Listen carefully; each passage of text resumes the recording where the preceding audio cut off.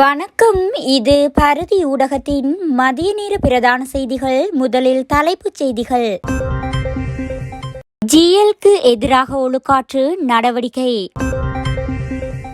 இலங்கையில் பயங்கர சம்பவம். தம்பியை கொடூரமாக கொலை செய்த அண்ணன். வீட்டில் இருந்தவர்கள் மீது துப்பாக்கிச்சூடு நடத்திய மர்ம நபர்கள்.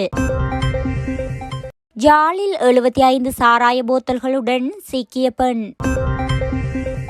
பேருந்து நடத்துனர்களின் அட்டூழியங்கள். ஆரம்பிக்கப்பட்டுள்ள சோதனை நடவடிக்கைகள். நாட்டு மக்களுக்கு மகிழ்ச்சி தகவல். 50,000 குடும்பங்களுக்கு இலவச வீடு. இலங்கையை மீண்டும் அச்சுறுத்தும் கொரோனா.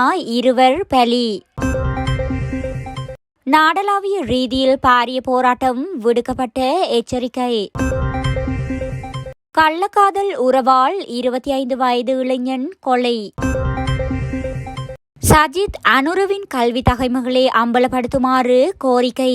இனி தொடர்வன விரிவான செய்திகள்.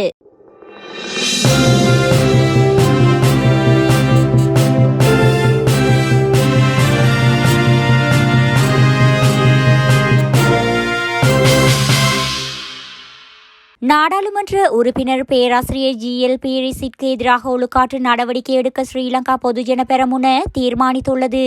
கட்சியின் நிறைவேற்று சபையால் இந்த தீர்மானம் எடுக்கப்பட்டுள்ளதாக அதன் பொதுச் செயலாளர் சாகர காரியவசம் தெரிவித்துள்ளார். ஸ்ரீலங்கா பொதுஜன பெரமுனவில் அங்கம் வகிக்கும் போது ஏனைய கட்சிகளுடன் உடன்படிக்கையில் ஈடுபடுபவர்களுக்கு எதிராக ஒழுக்காற்று நடவடிக்கை எடுப்பதற்கு கட்சியின் ஒழுக்காற்று குழுவிற்கு அதிகாரம் வழங்கப்பட்டுள்ளதாக சாகர காரியவசம் மேலும் தெரிவித்தார். கண்டி கலகான் நில்லம்மை யோகலட்சுமி தோட்டத்தில் தனது தம்பியை அண்ணன் அடித்து கொலை செய்துள்ள கொடூர சம்பவம் ஒன்று இடம்பெற்றுள்ளது. இச்சம்பவத்தில் யோகலட்சுமி என்ற தோட்டத்தைச் சேர்ந்த 32 வயதான கிருஷ்ணசாமி கருணாநிதி என்பவரே உயிரிழந்துள்ளார். குறித்த நபர் கைகள் கட்டப்பட்டிருந்த நிலையில் இன்றைய தினம் காலை சடலம் மீட்கப்பட்டுள்ளது. குறித்த சம்பவம் தொடர்பில் மேலும் தெரிய வருகையில் தாக்குதல் நடத்திய அண்ணன் சில நாட்களுக்கு முன்னரே சிறைச்சாலையில் இருந்து வந்துள்ளார். அதன் பின்னர் அனுராதபுரம் பகுதியில் கூலி வேலை செய்து வந்த நிலையில் நேற்றைய தினம் மதியம் திடீரென ஊருக்கு வந்துள்ளார். அண்ணனுக்கும் தம்பிக்கும் இடையில் காணி பிரச்சினை இருந்து வந்த நிலையில் அது தொடர்பில் நேற்றும் வாய்த்தர்க்கம் ஏற்பட்டுள்ளது. வாய்த்தர்க்கம் ஏற்பட்டுள்ளதை அடுத்து இரவு அது சண்டையாக மாறியுள்ளது. இதன்போது கத்தி மற்றும் போத்தலால் தம்பியின் தலைப்பகுதியில் தாக்கி அண்ணன் கொலை செய்திருக்கலாம் என சந்தேகிக்கப்படுகின்றது. தலைப்பகுதியில் பலத்த காயம் காணப்படுகின்ற நிலையில் சம்பவத்தின் பின்னர் அண்ணன் தப்பிச் செல்ல முற்பட்ட போது நிலைமை பேருந்து நிலையத்தில் வைத்து அண்ணனை ஊர் மக்கள் மடக்கி பிடித்து போலீசாரிடம் ஒப்படைத்துள்ளனர். மொனராகல பிரதேசத்தில் நேற்றிரவு இடம்பெற்ற துப்பாக்கிச்சூட்டு சம்பவத்தில் 2 காயமடைந்துள்ளனர். கம்பேகமுவ சீனுகல பிரதேசத்தில் வீடொன்றில் இருந்த 2 மீது மோட்டார் சைக்கிளில் வந்த 2 துப்பாக்கிச்சூடு நடத்திய நிலையில் தப்பிச் சென்றுள்ளார். வீட்டின் உரிமையாளரும் அவரது உறவினர்களும் விருந்தில் ஈடுபட்டிருந்த வேளையில் துப்பாக்கிச்சூடு இடம்பெற்றுள்ளது. குறித்த துப்பாக்கிச்சூட்டு சம்பவத்தில் 24 வயது மற்றும் 42 வயதுடைய 2 காயமடைந்துள்ளனர்.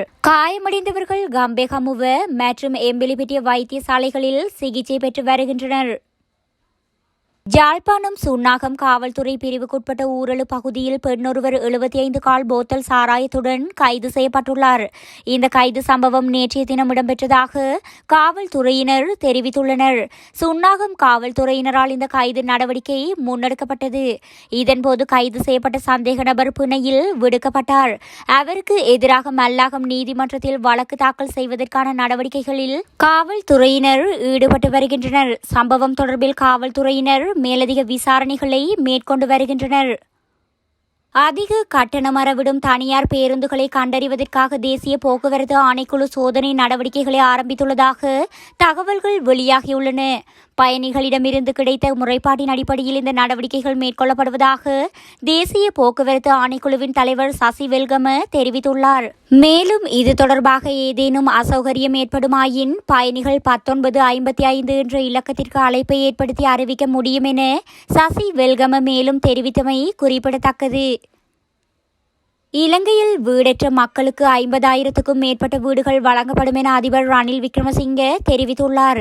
கல்வி, காணி, வீடமைப்பு மற்றும் வர்த்தக உரிமைகளை மக்களுக்கு வழங்குவதன் மூலம் அவர்களை வலுவான பொருளாதாரத்திற்கு அங்கமாக மாற்றுவதற்கு செயற்பட்டு வருவதாகவும் ரணில் சுட்டிக்காட்டியுள்ளார். 2010ஆம் ஆண்டு காஜிமா தோட்டத்தில் எரிக்கப்பட்ட வீடுகளுக்காக 2010ஆம் ஆண்டு ரந்திய உயன வீட்டு தொகுதியில் உள்ள 294 வீடுகள் அதிபர் தலைமையில் மக்களிடம் கையளிக்கப்பட்டது. இந்த வீடுகளை நிர்மாணிப்பதற்காக 12,855 மில்லியன் ரூபாய் செலவிடப்பட்டுள்ளதுடன் இதற்கு முன்னர் இலவச காணி அல்லது வீட்டு உரிமைகள் வழங்கப்படவில்லை. அத்துடன் தான் பிரதமராக இருந்தபோது சீன அரசாங்கம் வழங்கிய 1996 வீடுகள் அடுத்த 2 வருடங்களில் மக்களுக்கு வழங்கப்படும் எனவும் மக்களை பொருளாதாரத்தில் அங்கம் வகிப்பதன் மூலம் உடைக்க முடியாத பரந்த பொருளாதாரத்தை கட்டியெழுப்ப முடியும் எனவும் அவர் குறிப்பிட்டுள்ளார். குருநாகல் போதனா வைத்தியசாலையில் கொரோனா தொற்றுக்குள்ளான 2 உயிரிழந்துள்ளதாக தெரிவிக்கப்படுகிறது. இலங்கையில் நீண்ட நாட்களின் பின்னர் இந்த 2 மரணங்களும் நேற்று பதிவாகியுள்ளதாக அதிகாரிகள் தெரிவித்துள்ளனர். இதன் காரணமாக நோயாளி சிகிச்சை பெற்ற விடுதி தொகுதியில் உள்ள நோயாளிகள் மற்றும் ஊழியர்கள் தனிமைப்படுத்தப்பட நடவடிக்கை எடுக்கப்பட்டுள்ளது. இந்நிலையில் கொரோனா தொற்று நோய் நிலைமை புறக்கணிக்கப்பட்ட போது மீண்டும் கவனம் செலுத்தப்பட வேண்டும் என்று வைத்தியசாலை வட்டாரங்கள் தெரிவிக்கின்றன. தமிழ் சிங்கள புத்தாண்டை தொடர்ந்து இலங்கையில் பாரிய தொழிற்சங்க நடவடிக்கை முன்னெடுக்கப்படவுள்ளதாக தொழிற்சங்கங்களின் தலைவர்கள் தெரிவித்துள்ளனர். இதன்படி கல்வி, சுகாதாரம், போக்குவரத்து உள்ளிட்ட அனைத்து துறைகளினதும் தொழிற்சங்கங்கள் குறித்த தொழிற்சங்க நடவடிக்கை தொடர்பில் எச்சரிக்கை விடுத்துள்ளனர். பல்வேறு கோரிக்கைகளை முன்வைத்து அண்மையில் இலங்கையில் உள்ள 72 சுகாதார தொழிற்சங்கங்கள் மற்றும் மேலும் பல தொழிற்சங்கங்கள் பணிவிலகல் ஆர்ப்பாட்டங்களை முன்னெடுத்திருந்தன. இந்நிலையில் நிறைவேற்றப்படாத கோரிக்கைகள் முன்வைத்தும் போலி வாக்குறுதிகளுக்கு எதிர்ப்பு தெரிவித்தும் தமிழ் சிங்கள புத்தாண்டை தொடர்ந்து பாரிய தொழிற்சங்க நடவடிக்கைகளை முன்னெடுக்கவுள்ளதாக தொழிற்சங்கங்களின் தலைவர்கள் எச்சரித்துள்ளனர். இதன்படி ஆசிரியர்களுக்கான சம்பளம், பதவி உயர்வு, ஏனைய சலுகைகள் மற்றும் பாடசாலை பொருட்களுக்கான கட்டணங்களை குறைப்பதன் மூலம் பெற்றோருக்கான நிவாரணம் வழங்கப்பட நடவடிக்கை எடுப்பது உள்ளிட்ட பல்வேறு கோரிக்கைகளை முன்வைத்து கல்வித்துறை சார் தொழிற்சங்கத்தினர் ஆர்ப்பாட்டத்தில் ஈடுபடவுள்ளதாக இலங்கை ஆசிரியர் சங்கத்தின் பொதுச் செயலாளர் மஹிந்த யாசிங்க தெரிவித்துள்ளார்.